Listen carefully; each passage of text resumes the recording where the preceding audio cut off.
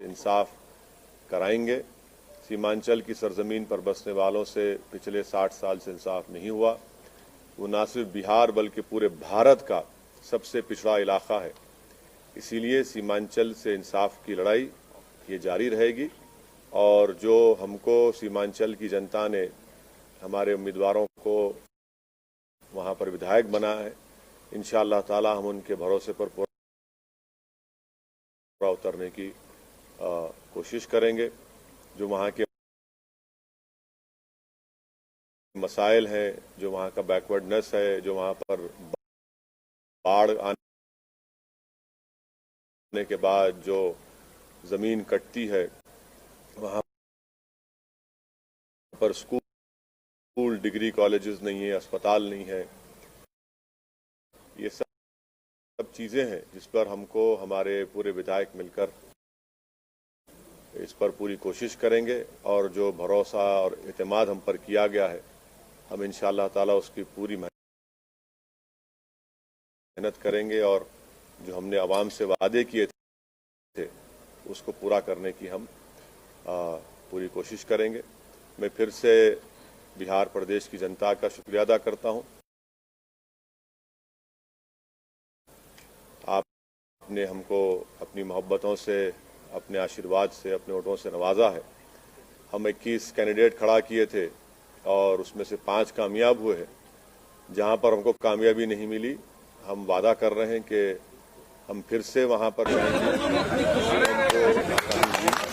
उसकी क्या वजूहात हैं, उसको अपनी कमजोरियों को दूर करेंगे और बिहार में हमें इससे ज्यादा हमें एक बड़ी पॉलिटिकल फोर्स बनने की पूरी कोशिश करेंगे। साथ ही साथ बिहार की जनता का भी शुक्रिया अदा करता हूं कि उन्होंने इस कोरोना के वायरस के दौरान भी निकलकर अपने वोट का इस्तेमाल किया।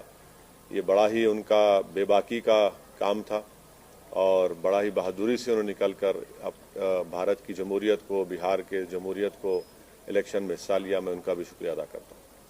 सर, ये जिससे आपने बिहार से आमद की थी अपनी, उस सीट को, किशनगंज की सीट को आप हार गए, क्या करोगे?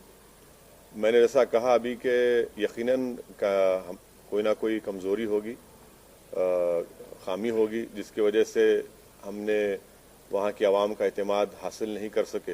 इस पर हम बैठकर बात करेंगे जनाब कमरुल्लाह साहब से और उन कमजोरियों को दूर करेंगे और इंशाअल्लाह ताला हम दोबारा उस सीट को, उस पर कामयाबी हासिल करेंगे। सर, आप तकरीबन 15 दिन वहाँ पे कैंपेनिंग की है और 50 से भी ज़्यादा सभाएं की है, तो कैंपेनिंग के दौरान आपने क्या देखा और ये जो नतीजे आए हैं उसको कैसा आंकते हैं सर? मैं वहाँ पर 65 सभाएं मैंने की, जनाब कुशवाहा साहब के पार्टी के कैंडिडेट्स के लिए, बहुजन समाज पार्टी के कैंडिडेट्स के लिए और फिर उसके बाद हम अपने पार्टी के कैंडिडेट्स के लिए कैंपेनिंग में हिस्सा लिए।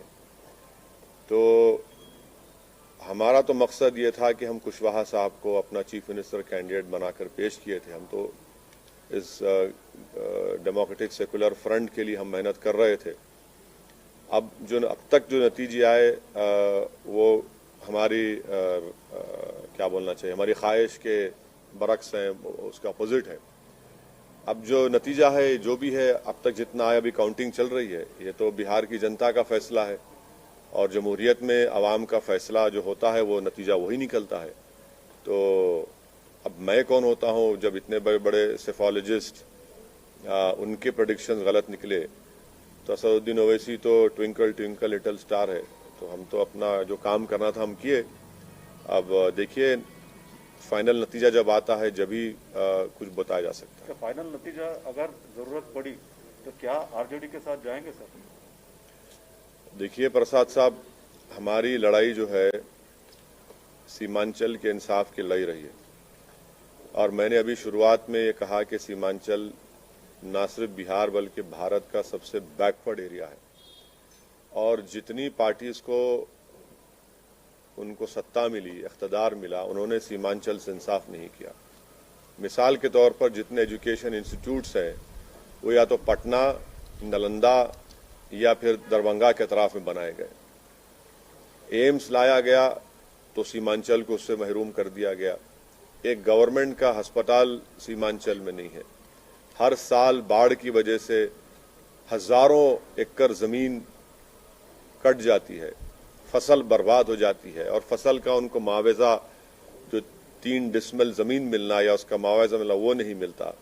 सबसे ज्यादा पलायन वहां के नौजवान दिल्ली, हरियाणा, पंजाब जाकर वहां के खेतों में काम करते हैं।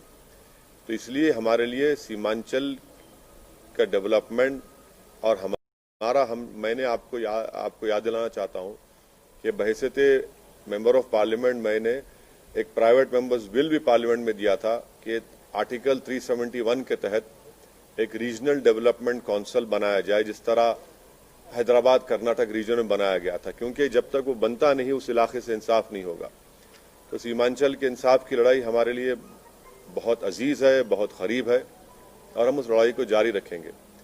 आपके सवाल का जवाब उसी वक्त दिया जा सकता है जब पूरे रिजल्ट सामने आ जाएंगे, किस पार्टी के पास कितने एमएलएस जीते, उसके बाद हम फैसला लेने के मौक़िफ़ में रहेंगे। मगर मैं आपको इतना बताऊंगा कि हमारे जो 5 एमएलएस हैं और हमारे जो बिहार प्रदेश के अध्यक्ष जनाब अख्तर इमान साहब, मैं उनसे भी बात करूंगा, उनसे भी हम लोग बात करके उनसे पूछेंगे, उनका मशवरा लेंगे और उसके बाद जब सामने पूरे नतीजे आएंगे वो देखकर फिर कुछ फैसला लिया जाएगा।